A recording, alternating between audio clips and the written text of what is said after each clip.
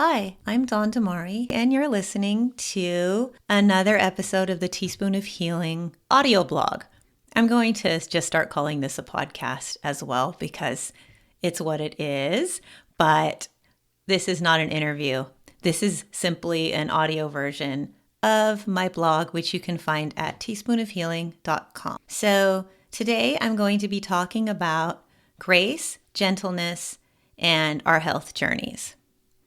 So we've all seen the health advice either online or in magazines or TV or heard this from our health professionals. The health advice that promotes unnecessarily restrictive diets conditions us to view exercise as a chore or places our health status entirely in our own hands. And many of us have grown up with family members who spoke negatively about their bodies or who were on mini diets. And this is just a product of our culture. Or if you're like me, you may have cycled through many restrictive diets with varying degrees of success.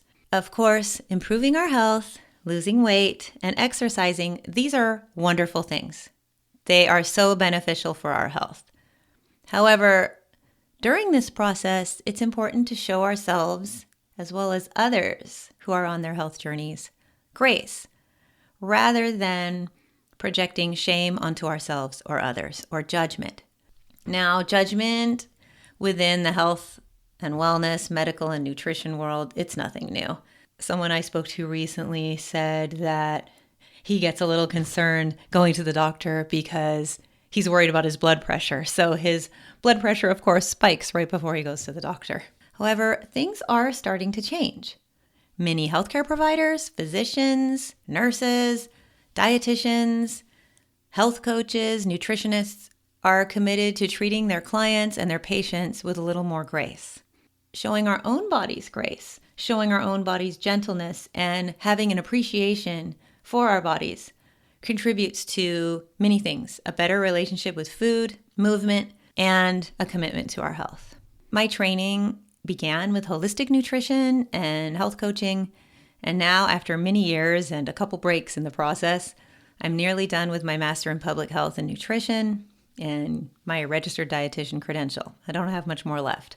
So at times when people hear about my career change, because I'm a career changer, they make jokes about, oh gosh, Dawn, you're going to judge the food on my plate, or they assume that I never eat unhealthy food, or they think that I might pass judgment on their body. And I need to say this, that nothing could be further than the truth. Not only do I not judge people's food choices, assigning moral value to food and exercise doesn't really help people on their healing journeys. Instead, showing grace and being gentle with ourselves and others goes a long way. Now, of course, research shows that obesity is unhealthy. Losing weight helps improve many health outcomes. And eating nutrient-dense foods and exercising regularly, these are wonderful things, and we should keep doing them. However, getting down on ourselves when we eat something bad, in quotes there, or miss a workout, that doesn't help us.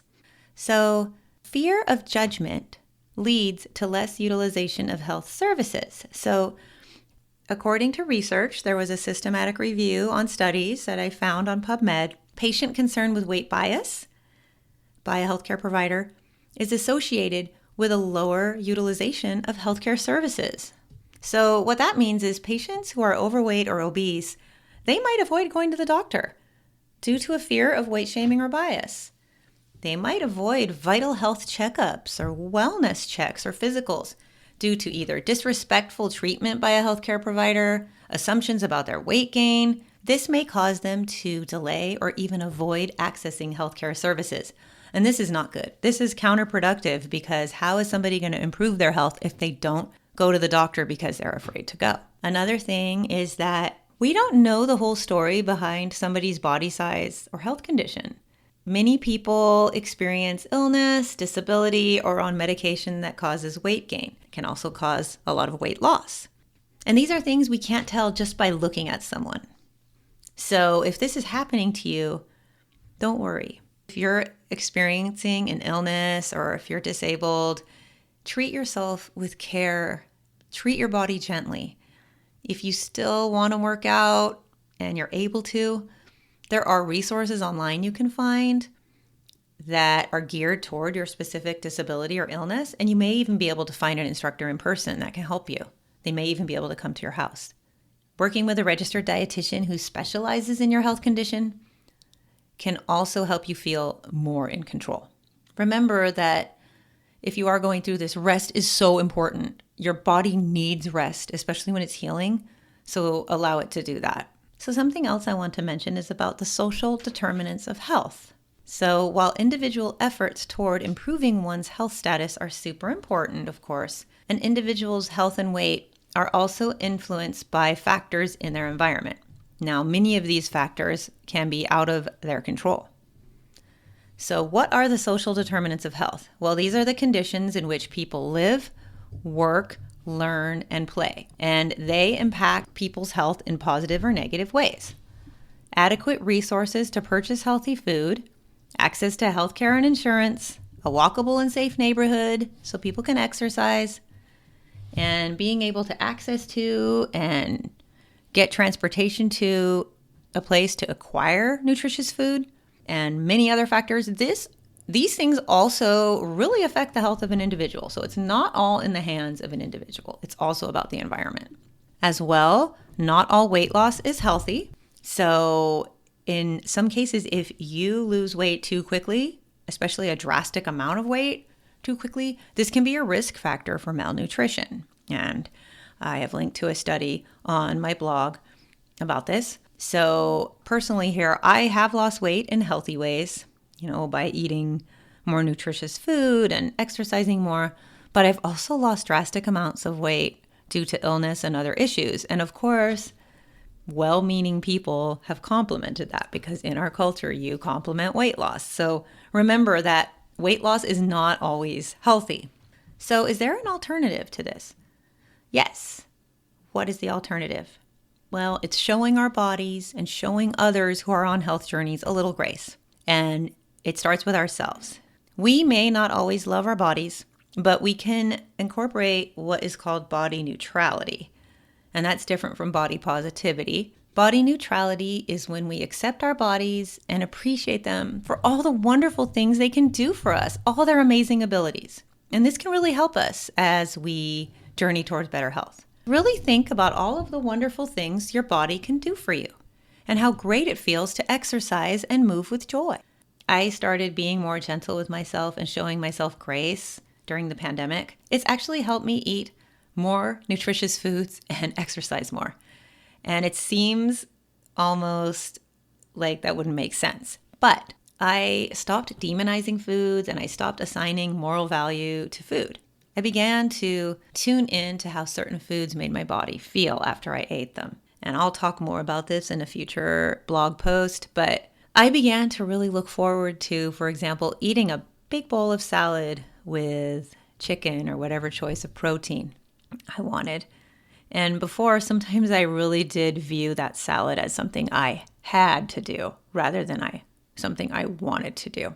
So I began adding more nutrient-dense items to my meals rather than focusing on restricting them. So this really went a long way to add more nutritious foods rather than focusing on what is bad and what I shouldn't eat. So again, I'll talk about this more, and there are other ways to go about this as well. This is just one way. Another way to show our bodies and ourselves gentleness and grace while we're on our health journeys is choosing activities for fitness that we enjoy versus seeing exercise as a chore or a punishment for eating something quote unquote wrong. So studies and research have shown that we are more likely to engage and continue an exercise regime if we enjoy doing it. According to a research study, and there are links on my blog post to it, joy was one of the strongest driving forces towards physical activity. So finding activities we enjoy doing, and rather than seeing it as a punishment, is really a stronger predictor of people choosing and sticking to an exercise routine. Now, again, while I don't always love my body, I've learned to accept it and focus on what it can do for me. Now, of course, do I want to get stronger? Sure.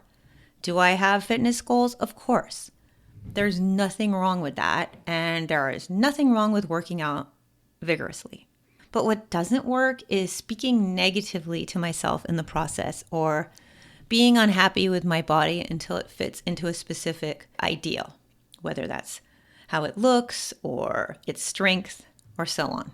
Now, lastly, I wanted to mention that we've collectively experienced a few years of trauma during the pandemic. We all know this.